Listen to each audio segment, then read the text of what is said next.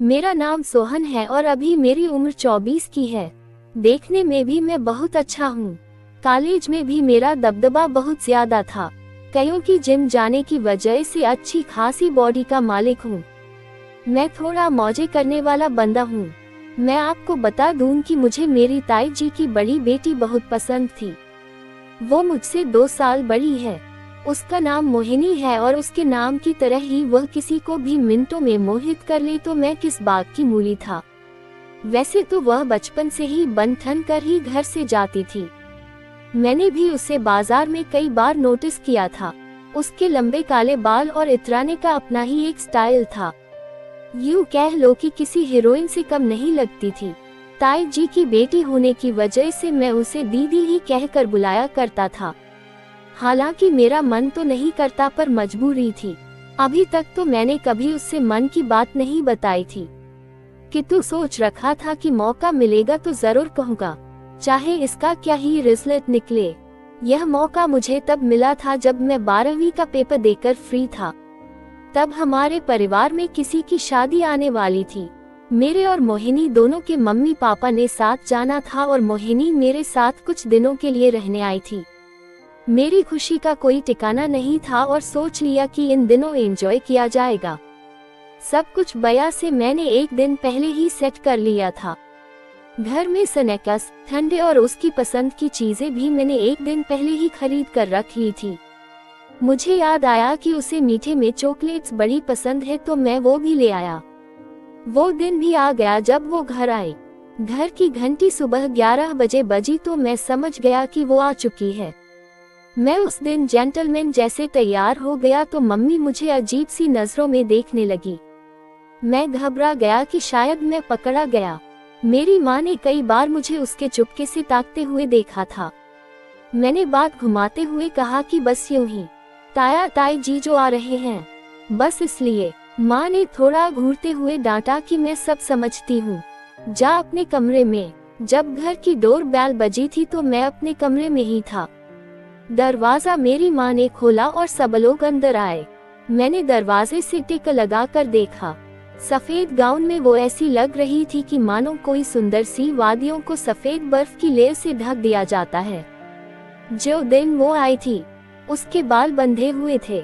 बातों ही बातों में उसने बालों में लगा हुआ क्लिप हटाया तो उसके बाल लंबे थे जो किसी तो भी पसंद आ जाएंगे।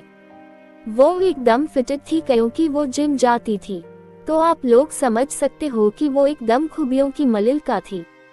मैंने अपने मन को कई बार समझाया था कि मैं ऐसा न सोचूं, कि तुम्हें जरा नेचर से मौज मस्ती वाला हूँ और आज तो बिरयानी खुद घर चलकर मुड़ रही थी तो कौन ही मना करेगा। मम्मी ने मुझे ताकी झांकी करते देखा तो बुला लिया। मैं सबको मिला तो मोहिनी ने कहा, इतने दिन बाद मिल रहे हो, अपनी दीदी को हग नहीं करोगे क्या? दीदी शब्द आज अच्छा नहीं लग रहा था किंतु मजबूरी थी, मुझे भी कहना ही पड़ी, हाँ दीदी क्यों नहीं।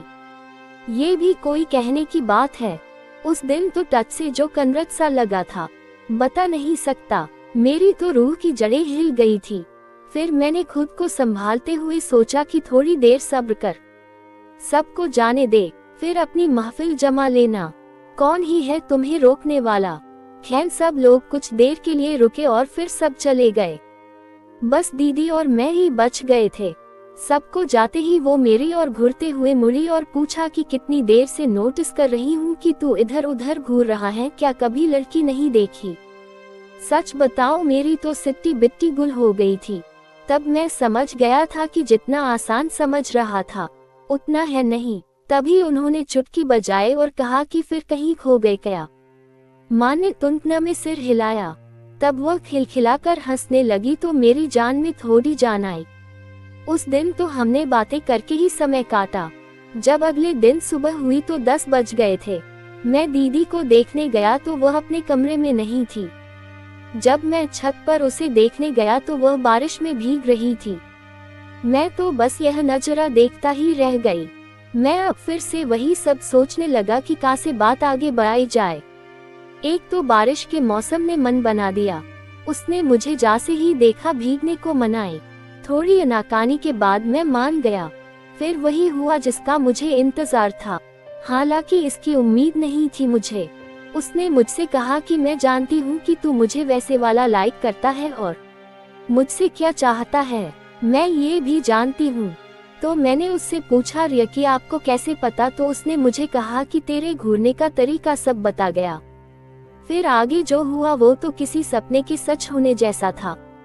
फिर वो इठलाते हुए कमरे की ओर भागने लगी तो पाँव गीला होने की वजह से फिसल गई। मैंने तुरंत जाकर उसे संभाला और सोफे तक ले आया। उसने कहा मुझे बहुत लगी है, तो मैं उसके लिए दवाई और तेल ले आया मालिश करने के लिए। फिर क्या था, मालिश वाले तेल को देखकर उसका मन बदल गया और हम उस दुनिया में पहुंचने लगे जिसे जन्नत की सैर कहते हैं।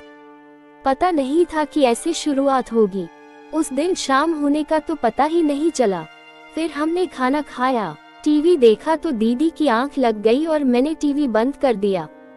चांद की रोशनी उस दिन कमरे तक आ रही थी। समझ नहीं आ रहा था कि क्या करूं। मेरा तो मन था। फिर जब सब्र नहीं हुआ तो रात को लगभग 2 बजे शैतान जाग गया, किंतु दीदी गहरी नींद में थी।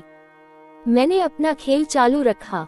उन्हें भी जब साथ देना शुरू की तो सुबह 5 बजे तक गेम चलती रही और जब तक ताया ताई जी लौट कर नहीं आए थे। ये सब आम हो गया था। अब सब कुछ साफ हो गया था और हम काफी मिक्सअप हो चुके थे। कहानी पसंद आने पर वीडियो को लाइक, सब्सक्राइब और एक अच्छा सा कमेंट जरूर करें।